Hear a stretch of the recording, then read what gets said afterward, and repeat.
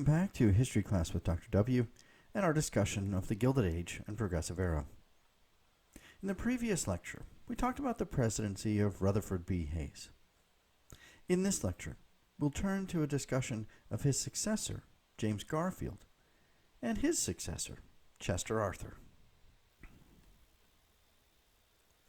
In the election of 1880, Garfield, like Hayes before him, emerged as a dark horse candidate when the favorites were deadlocked. The votes were divided between James G. Blaine, a representative and senator from Maine and a loyal supporter of Hayes, and Ulysses S. Grant, who had the support of the Conkling machine of New York. Conkling led the so-called stalwarts, who continued to wave the bloody shirt and relive the issues of Reconstruction. Both Blaine and Conkling really wanted the powers of patronage that the presidency provided. James A. Garfield surfaced at the 1880 Republican Convention after many ballots were divided between the other candidates.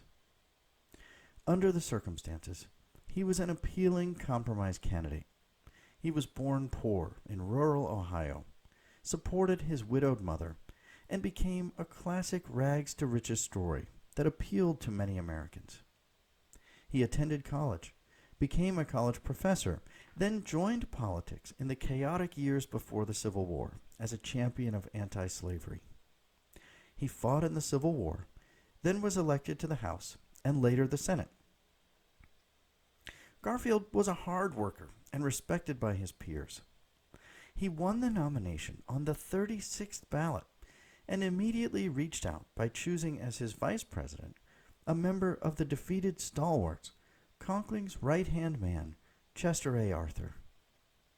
Arthur was the head of New York's Custom House, the richest patronage position in the country, appointing hundreds of local offices in New York. While there was always a chance that Arthur would become president, others saw the move as a way to weaken Conkling's New York machine by removing his chief lieutenant. As one of them said, there was no place in which Arthur's powers of mischief would be so small as in the vice presidency. The campaign and election were not especially noteworthy, other than the fact that the popular vote was extremely close, with Garfield winning by a mere 7,000 out of more than 9 million votes cast. The Electoral College was more convincing, 214 to 155. With New York's critical 35 electoral votes going to Garfield and Arthur. Garfield presided over a divided Congress, with the Senate split exactly evenly. With no popular mandate and a divided Congress, Garfield noted in his diary after winning the election, "There is a tone of sadness running through this triumph." Like Hayes before him, Garfield built his cabinet sensibly, divided between the parties, as well as the split loyalties within the Republican Party. He refused to buckle to Conkling's demands in making appointments such as the Postmaster General, regarded as the greatest patronage plum at the federal level. He appointed Midwesterners, Southern Republicans, and Northerners to various positions. The most noteworthy appointment was James G. Blaine to the Secretary of State, where he would prove to be one of the best to ever hold that office. The early months of his presidency were consumed with this process, leading him to say, "My God, what is there in this place that a man should ever want to get into it?" In his only noteworthy accomplishment, Garfield appointed William H. Robertson to succeed Chester Arthur as the collector of the Port of New York. Robertson was a friend and ally of Blaine, and enemy of Conkling and the New York machine. Conkling was outraged, and a bitter battle followed in the struggle to confirm the appointment. Ultimately, Robertson was successfully appointed, and Garfield prevailed in this battle of wills. This was another small step in restoring the power of the presidency. On July 2nd, 1881, Garfield was shot by would-be assassin Charles J. Guiteau. Guiteau was a crazed, self-important crank who had hung around the Republican offices harping for some sort of appointment. He had been brushed off repeatedly, and on that date he followed Garfield to the train station and shot him in the back. Garfield lived on throughout the summer, suffering a horrible death due to blood poisoning from the bullet lodged in his spine. It's noteworthy that the government carried on quite well without him. Congress was not in session, and the capital city more or less shut down during the hot summer. While he was near death, many people wondered what would happen with Chester Arthur as president. Many wondered, Chet Arthur, President of the United States. Good God. On September 19th, 1881, Garfield died. Arthur was sworn in the next day.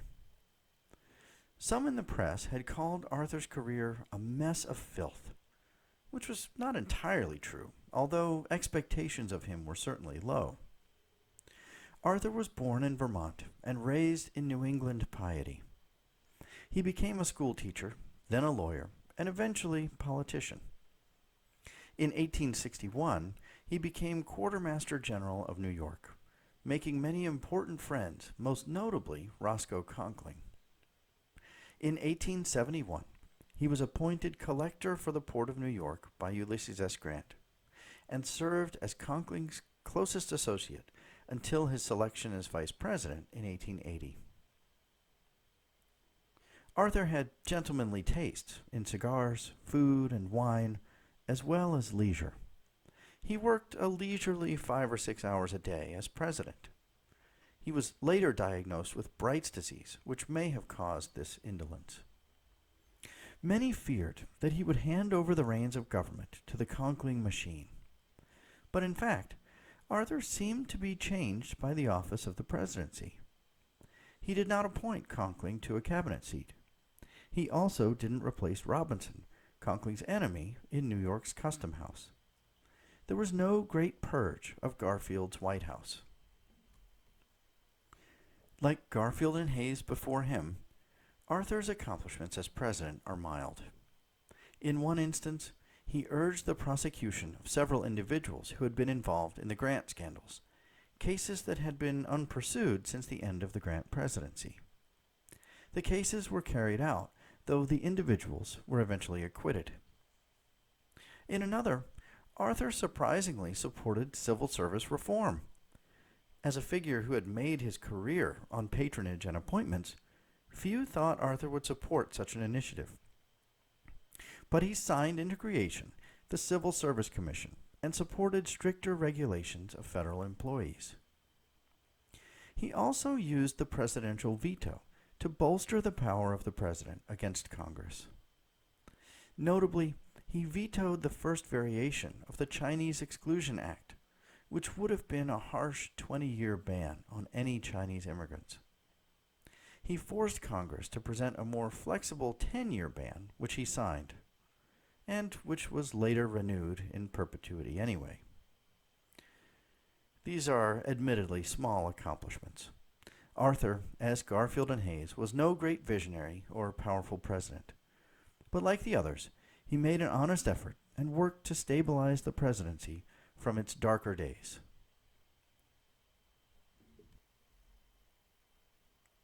In the next lecture, we'll discuss a more substantive president and the only man to hold the presidency for 2 separate terms, Grover Cleveland.